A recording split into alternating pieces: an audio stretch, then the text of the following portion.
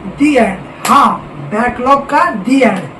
मैं पीयूष कुमार नए वीडियो के साथ। इसमें मैं आपको बैकलॉग क्लियर करने का जेईई नीट एस्पिरेंट जो बोर्ड एस्पिरेंट्स है जो वीडियो देख रहे हैं, बैकलॉग बन गया है।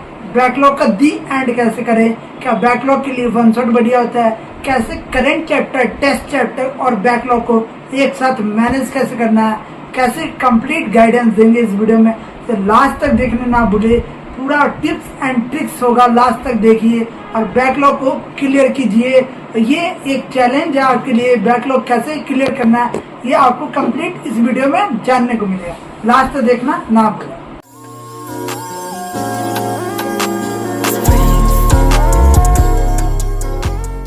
बैकलॉग सबसे पहले स्टार्ट करते हैं। कितने टाइप के बैकलॉग होते हैं? 3 टाइप के backlog, time table backlog, second chapter backlog और तीसरा डिस्कशन एंड डाउट बैकलॉग। हाँ, ये मेजर्स बैकलॉग है जो अभी के टाइम में होता है। सबसे पहले इन्हें क्लासिफाई करते हैं। सबसे पहले आपको बताते हैं क्या बैकलॉग होना गलत है, क्या बैकलॉग को सही करना गलत है, क्या आपको क्या लगता है? तो मैं आपको बताता हूँ, बैकलॉग अगर सही करना चाह रहे हैं तो आप सजग हैं, आप अपने फ्यूचर को लेके चिंता में हैं, जो कि एक अच्छा एस्पिरेंट्स के लिए अच्छी पहचान है कि आप अपने फ्यूचर के बारे में सोच तो रहे हैं। आप कैसे क्लियर करना है ये मैं गाइड करता हूँ। पहला time table backlog. Time table backlog क्या है भैया, और कैसे इसे क्लासीफाई करेंगे, मतलब कैसे इसे मैनेज करेंगे, कैसे इससे पार आएंगे, बैकलॉग क्लियर कैसे करेंगे। जैसे कि बहुत बच्चे टाइम टेबल बना लेते हैं, 9 से 12 मुझे ये पढ़ना है। जैसे मैंने कोई टाइम टेबल बना दिया, 7 से 9 मुझे क्या पढ़ना है, केमिस्ट्री पढ़नी है डेली।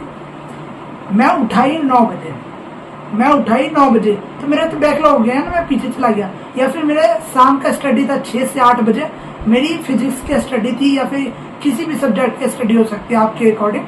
तो उस अकॉर्डिंग किसी का बर्थडे पड़ गया, किसी के घर जाना पड़ गया, किसी मम्मी ने कोई काम बोल दिया, इम्पोर्टेंट काम पड़ गया, फैमिली फंक्शन हो गया, तो बैकलॉग हो गया।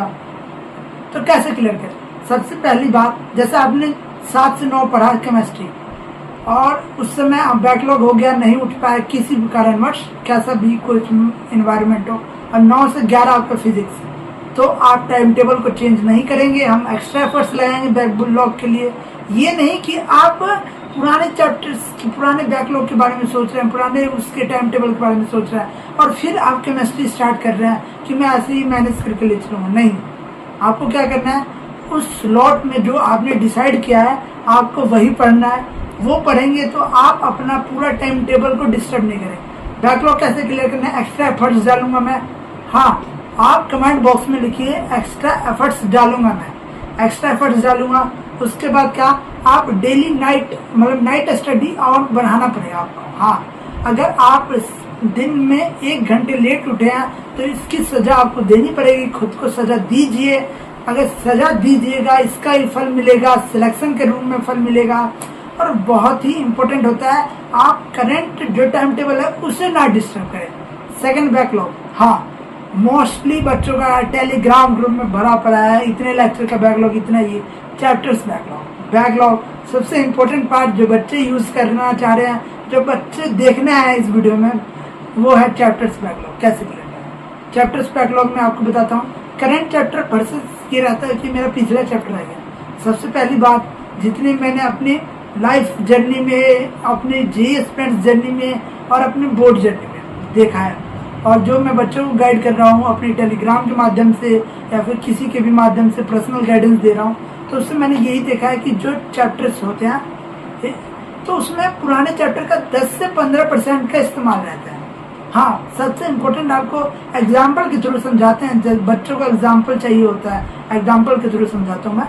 जैसे कि रोटेशन में क्या है, तो रोटेशन में बच्चे पुराने चैप्टर्स का लिंक रहता है, जैसे COM, centre of mass, work power energy, NLM और ये आपका मोशन का 1D 2D, ये इंपॉर्टेंट रहता है। लेकिन क्या ये सारा पार्ट यूज होता है? नहीं, 10 से 15% यूज होता है। अगर आप रोटेशन इस्तेमाल कर रहे हैं, पुराने कॉन्सेप्ट आ गया, जैसे COM आ जाता है, मेन यही आता है, मूवमेंट ऑफ इनर्शिया आप पढ़ते हैं, COM आ जाता है, किसका सेंटर ऑफ मास कहाँ होता है, तो आप साइड में लिखिए ये कॉन्सेप्ट मुझे पढ़ना है। आप डेली जाइए, रिवाइज कीजिए, उस टॉपिक को रिवाइज करना पड़ेगा। आप क्या करेंगे इससे, तो करंट चैप्टर को नहीं छोड़ना है, इससे क्या होगा, आप जो टॉपिक लिखते रहेंगे इससे क्या होगा, आप उस टॉपिक पे जाके 10 से 15% आप पुराने चैप्टर का बैकलॉग क्लियर कर रहे हैं। भैया मेरा पुराना बैकलॉग तो वैसे ही पड़ा रहा। तो ये तो देखो, अभी अगर आप पुराने बैकलॉग करें तो करंट का बैकलॉग अगर आप टीचर के साथ मैनेज करना चाहते हो तो यही है बेस्ट तरीका। भैया वन शॉट देखना चाहिए नहीं देखना चाहिए, इसमें ही क्वेश्चन रहता है चैप्टर्स में कि मेरे पुराने चैप्टर का बैकलॉग है, वन शॉट देखो। बेटा वन शॉट किसके लिए है, रिवीजन पर्पस के लिए। अभी मैंने पॉडकास्ट शूट किया, उसमें भी भाई ने बताया, प्रियांशु भाई ने बताया कि वन शॉट नहीं देखना चाहिए, वन शॉट केवल रिवीजन पर्पस के लिए होना चाहिए। ऐसी स्टूडेंट्स की जर्नी जानने के लिए हमारे पॉडकास्ट देख सकते हैं, लिंक डिस्क्रिप्शन में। तो आपको ये समझ आना चाहिए कि जैसे आप कोई चैप्टर पढ़ रहे हैं, करंट चैप्टर, तो उसे डिटेल में पढ़िए ना, क्योंकि जो आपका एग्जाम पूछ रहा है वो डिटेल एनालिसिस करके पूछ रहा है। कोई फायदा नहीं है वन शॉट करने का, केवल ऊपर ऊपर के कॉन्सेप्ट पढ़ने का कोई फायदा नहीं। 11th 12th ड्रॉपर सबको क्लासीफाई करता हूँ कैसे पढ़ना है। आपको क्या करना है, पुराने चैप्टर्स के लिए एफर्ट्स डालने हैं, संडे को एफर्ट्स डालना है, डेली आधे घंटे। आप उसके एक लेक्चर का टाइमिंग आप उसके 3 दिन में कंप्लीट कीजिए। लेक्चर थोड़ा टाइम लगेगा। जो आपकी छुट्टियां पड़ती है, जो 11th के बच्चे हैं उन्हें पर्सनल गाइडेंस, आपकी बहुत सारी जनवरी में आपका सिलेबस कंप्लीट हो जाएगा, दिसंबर में, जनवरी में। उसके बाद आप टाइम रहेगा तो आप वहाँ पे जाके जो आपके लास्ट चैप्टर्स के बैकलॉग होंगे उसे क्लियर कर पाओगे। अभी से आप डिप्रेस हो जाते हो, ऐसे आप मोटिवेशनल थिंकिंग रखो जिससे आपका माइंड सेट क्लियर होना चाहिए, माइंड सेट। तभी जाके आपका IIT का सपना, आपका एम्स का सपना, आपका गवर्नमेंट मेडिकल कॉलेज का सपना साकार हो पाएगा। हम हेल्प कर पाएंगे, आपको मोटिवेट रहना है। सबसे पहले बैकलॉग बन गया है, ये अच्छी बात है कि आप उसे क्लियर करना चाह रहे हैं, तो उसके लिए क्या, आप करंट चैप्टर करते रहिए, नहीं तो बैकलॉग्स की जो क्वांटिटी है वो बढ़ती रहेगी। पुराने चैप्टर्स के लिए संडे और जो एक्स्ट्रा टाइम है वो देंगे हम, हैं डेली। ये नहीं कि आपको पूरा चैप्टर खत्म कर देना है। 30 मिनट्स का लेक्चर, मतलब आपका लेक्चर मान लो 1 घंटे और 1 घंटे 30 मिनट का है। आप क्या करोगे, 30-30 मिनट के 3 दिन में लेक्चर करो। और सबसे मेजर बात मैं आपको बता दूं कि बहुत बच्चे क्या गलती करते हैं, एक दिन में जैसे फिजिक्स ही पढ़ते रह जाएंगे, केमिस्ट्री, मैथ। ये करना बिल्कुल मस्ट नहीं है, बिल्कुल ना कीजिए, ये बहुत बड़ी गलती है, स्टूडेंट्स गलती करते हैं। भैया अब तो मान लो मैंने आपके फॉलो गाइडलाइंस के हिसाब से 30-30 मिनट टाइम निकाला और लेक्चर किया, जितना टाइम निकाल सके। अगर किसी दिन ज़्यादा टाइम, 45 मिनट्स, कम टाइम 25-20 मिनट्स लेक्चर्स करते रहिए। ज़्यादा ओवर थिंकिंग ना कीजिए। और आपको पता होना चाहिए over thinking let's your depression area, तो वहाँ पे हिट ना कीजिए, आप मोटिवेट रहिए। और ऐसे ही आप डाउट्स आते हैं, जैसे आपने क्वेश्चन कैसे करने हैं, जो बैकलॉग्स चैप्टर है उसके बताता हूँ। आप 12th में है या 12th पास ड्रॉपर है, JNET दोनों के लिए क्या करना है, आपको PYQ करना है, तो ऐसे करना है। फिर क्या, वन शॉट नहीं, आपको डिटेल लेक्चर करना है। डिटेल लेक्चर से कॉन्फिडेंस आता है, क्वेश्चन उसमें ज़्यादा होते हैं। वन शॉट आप और ये आपका कंप्लीट लेक्चर के बीच में एक major difference one short video आने वाली है चैनल पे, तो चैनल पे बने रहिए। आपको उसका मेजर डिफरेंस बताऊंगा, क्या डिफरेंस रहता है जो बच्चे समझ नहीं पाते हैं। तो आपको डिटेल लेक्चर करना है। जो 12th का बच्चा है, पास आउट बच्चा है, तो वो सबसे पहले PYQ करेगा, A1 A2 शीट्स बाद में करेगा। जो 11th का बच्चा है, आपको लेक्चर अटेम्प्ट करने के बाद A1 A2 शीट्स फिर जाना है PYQ पे। ये होता है स्टेप्स। भैया जो 12th और 12th पास डाउट उनका डाउट आया, उनका डाउट क्लियर, तो उनका डाउट आया भैया मुझे A1 A2 शीट नहीं करना है, आप पे टाइम बचेगा तो करना है। हाँ, बैकलॉग के लिए PYQ आपने कर लिया, उतना मस्ट है। लेकिन अगर आपको टाइम मिलता है फ्यूचर में, किसी वेकेशन में छुट्टी मिलता है, आप उन बैकलॉग्स को क्लियर करेंगे क्वेश्चंस करके। फिर आता है डाउट एंड डिस्कशन। हाँ भैया मेरी ऑफलाइन कोचिंग में हूँ, ऑनलाइन कोचिंग में हूँ।